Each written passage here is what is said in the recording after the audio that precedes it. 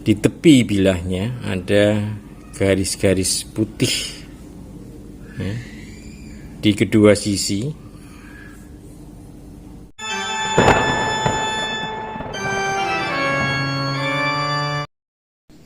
Assalamualaikum warahmatullahi wabarakatuh. Sedulur Pak Kris dan Tosanaji, jumpa lagi dengan RI King Spark Nusantara Channel. Terima kasih pada semua viewers dan subscribers yang sudah mengklik video ini. Semoga kita semua dalam keadaan sehat dan selalu dalam lindungan Allah Subhanahu wa Ta'ala. Seperti yang sudah saya janjikan pada video sebelumnya, bahwa saya akan memberikan presentasi lanjutan tentang keris cengkrong, yaitu perihal filosofi dari pamornya. Bagi yang belum menyaksikan, silakan disimak untuk video sebelumnya, yaitu sebuah keris dengan look 5 yang dinamai dengan cengkrong Pandawa. Pada video sebelumnya saya sudah menerangkan tentang filosofi dari dapur serta tangguh dari keris ini.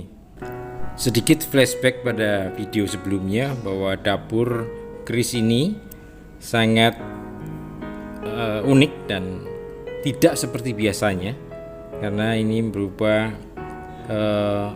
ciri-ciri keris yang tidak lazim, di mana bagian ricikan, yaitu di bagian gonjonya, sirah cicak dan greneng itu dalam posisi yang terbalik, di mana hal ini menyiratkan suatu pemikiran di luar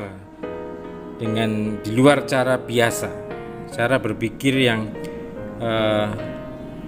anti mainstream ya. Jadi kita diharapkan juga selain melihat apa yang ada di depan mata kita, tapi kita juga harus bisa melihat kedalaman dari apa yang tersirat di sana. Video kali ini saya khusus fokus untuk mencoba menerangkan atau menjelaskan tentang apa saja pamor yang ada dalam bilah keris cengkrong ini.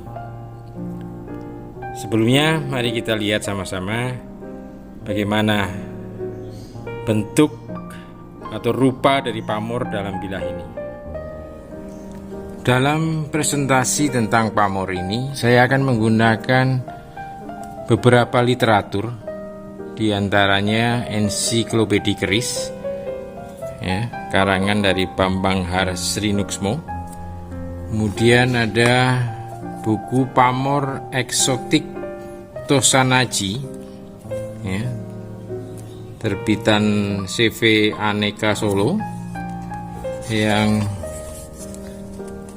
ditulis oleh Ahmad Zazuli.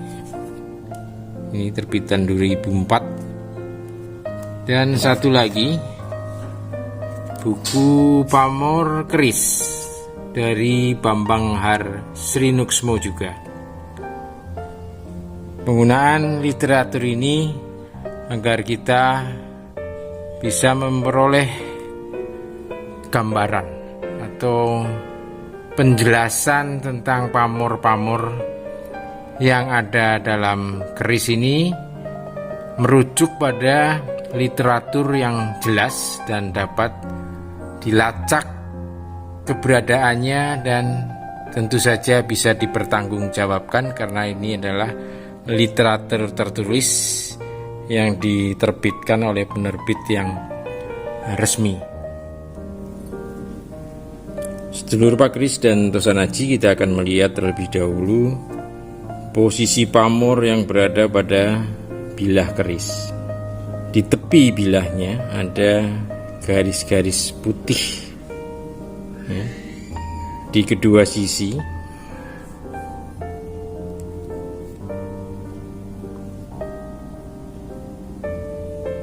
Pada beberapa bagian masih terlihat, tapi di bagian lain sudah mulai samar atau kurang jelas ya, mungkin karena adanya proses korosi termakan waktu, maka garis-garis di tepi bilah ini tidak terlihat lagi.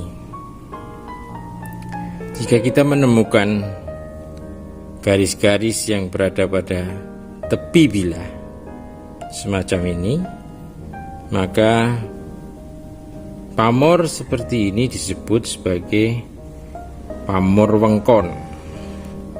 Pamor wengkon disebut juga pamor kurung atau pamor tepen. Tepen itu berasal dari kata tepian. Tepian jadi tepen. Sesuai dengan posisinya, yaitu berada di pinggiran.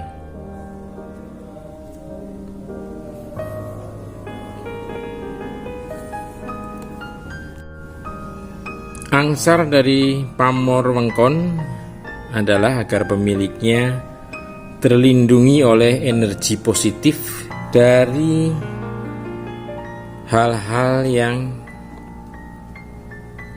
dapat merugikan atau hal-hal yang tidak diinginkan. Misalnya perlindungan dari serangan sihir, iri dengki, dan semacamnya. Di antara garis-garis tepi ini, atau di antara garis-garis wengkon, terdapat gambaran pamor lain berupa guratan-guratan tidak beraturan yang menyerupai gambaran kulit semongko. Jadi di dalam wengkonnya itu ada pamor ngulit semongko. Maka gabungan pamor ini dapat pula disebut sebagai pamor wengkon isen.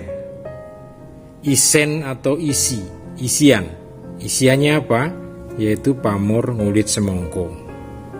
Pamor ngulit semongko adalah lambang dari kemudahan bergaul, yang pada ujungnya adalah tentang kerezekian. Kita ingat, gampang bergaul atau bersilaturahmi. Silaturahmi adalah pintu rezeki. Jadi demikian gambarannya tentang pamor yang berada pada posisi bilah. Kita akan melanjutkan pada pamor yang berada di posisi sor-soran.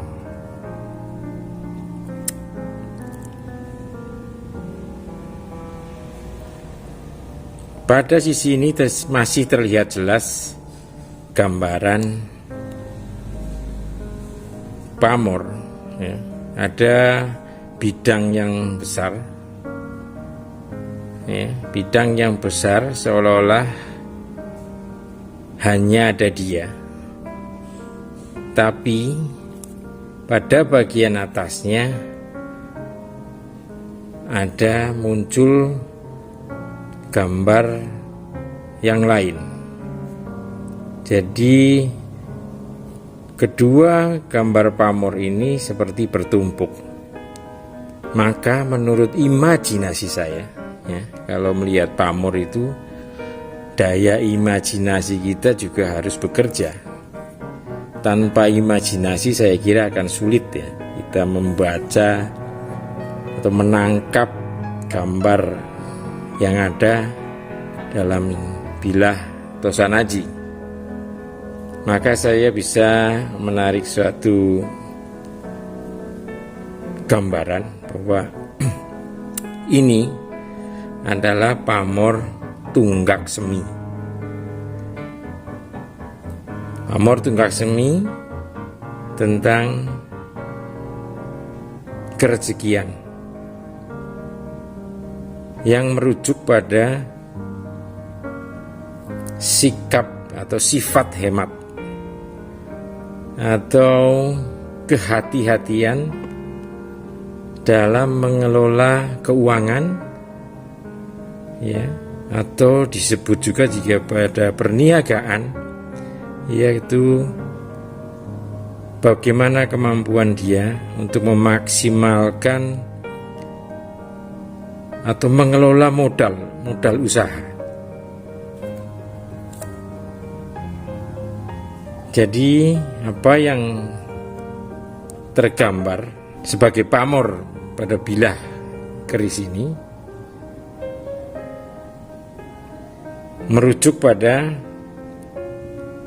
hal-hal yang positif, yaitu tentang perlindungan atau terlindungi oleh energi positif, dan merujuk pada sifat kerejekian dari pamor ngulit semongko dan tunggak semi.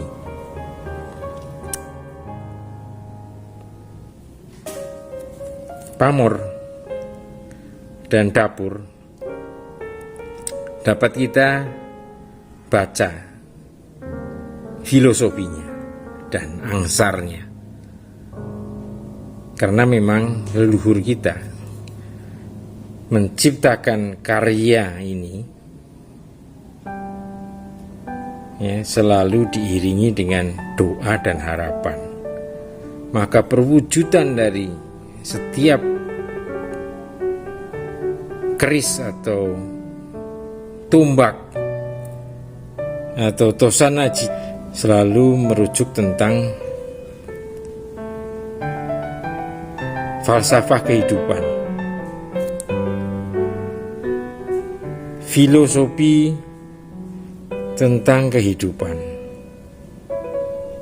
Jadi berupa lambang-lambang yang bisa dibaca dan diartikan. Bagi pemula yang belum mengetahui, belajarlah lebih mendalam agar warisan budaya yang otentik Indonesia ini tetap terjaga